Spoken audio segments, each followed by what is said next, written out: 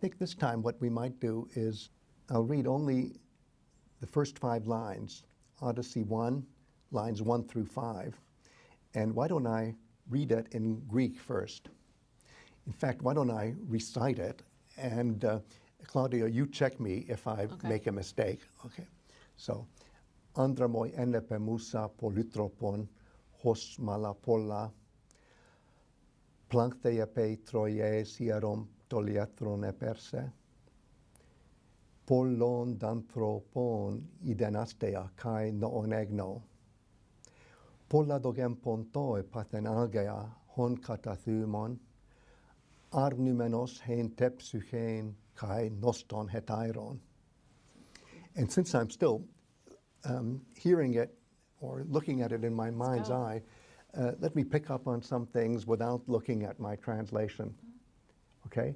So, andra, man, polu-tropon, the one who changes identities in many ways, polla, the one who in many ways, okay, I'm finished with line 1. Line 2, plankhthē, veered. That's the way I translate plankhthē. Plankhthē is a word that's borrowed into English as planet, the wandering one, the one that doesn't stay in one place. So the one that zigs and zags as far as ancient views of astronomy would have it. So he veered after he destroyed the sacred citadel of Troy. And you say, wait a minute, why is Troy sacred? Why is the sacredness emphasized? Doesn't that suggest that destroying something sacred is bad? Well, yes, and this is going to be one of the subtexts of the Odyssey, that he, Odysseus, is responsible for not only destroying the city of Troy, but also the citadel of Troy, and on top of the citadel of Troy is the Temple of Athena. Whoops. How does that compute? Athena seems to be on the side of Odysseus, but it's a very complicated relationship. We'll get to that. So now we've thought through the first 2 lines. Let me do the 3rd line. And again, I'm just thinking of it and analyzing it in my mind's eye.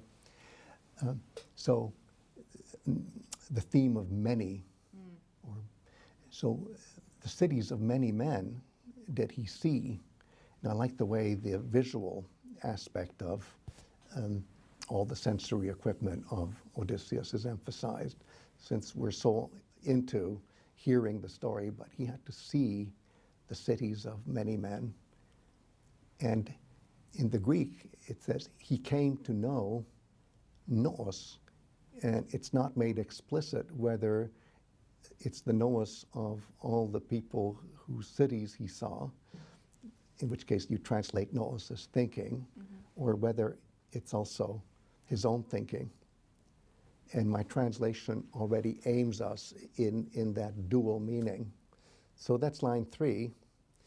And then line 4, again, the idea of many. So many pains, many sufferings, algea, did he experience while he was sailing over the pontos, which is a very special way of saying the sea, in his own heart.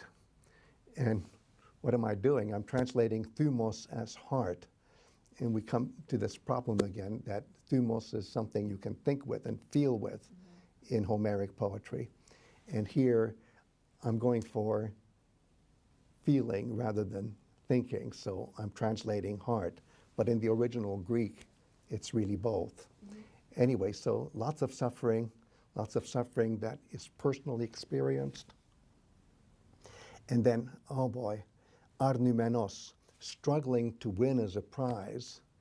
And I think I finally wound up translating it as struggling to merit or aiming to merit. Struggling to win as a prize, what? What is the prize? It's his own life. And then that's combined with the nostos, the safe homecoming of himself and of his companions. The emphasis seems to be here on the companions, but it's really also a matter of his own safe homecoming. And in the end, he's the only one who will have a safe homecoming, while the others, the companions, do not.